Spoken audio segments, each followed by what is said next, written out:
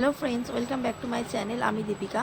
তো বন্ধুরা, আমরা দোল পূর্ণিমার পরের দিন আমরা গেছিলাম ডোমজুর ইস্কন মন্দিরে। আর সেই ভিডিওটাই আপনাদের সাথে শেয়ার করছি। জানি দিতে অনেকটাই দেরি হয়ে গেছে, তার জন্য ক্ষমা প্রার্থী। তো চলুন দেখতে থাকুন। তো বন্ধুরা, প্রথমেই গিয়ে আমরা ভগবানের আরতি দর্শন করলাম। তারপরেই আমরা প্রভুপাদকে দর্শন করে চলুন এখন বাইরে যে নৃত্য হচ্ছে, মাতাজিরা প্রভুজিরা যে নৃত্যগুলো করছে সেটাই আপনাদের সাথে শেয়ার করছি।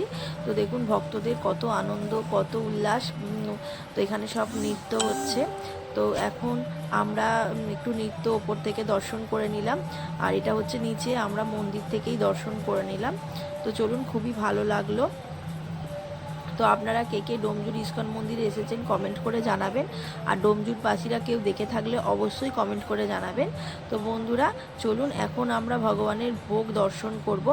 তো ভগবানকে যে 56 ভোগ দেওয়া হয়েছিল, সেই 56 ভোগই এখন টেবিলের মধ্যে সাজানো হয়েছে। এই ভোগগুলো নাকি প্রভুজিরা এখান থেকেই বিক্রি করে। তো আমরা সেই মতো এখান থেকে একটা ভোগ, দু রকম ভোগ কিনে নিয়েছিলাম। তো এক একটা ভোগের এক একটা দাম।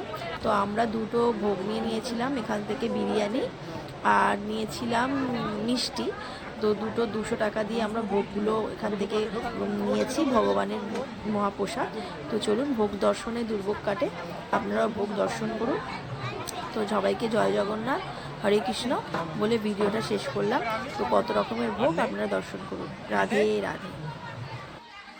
এই ছোট গাড়ি তো হবে, এই কি গাড়ি নিয়ে এসছে ছোট ছোট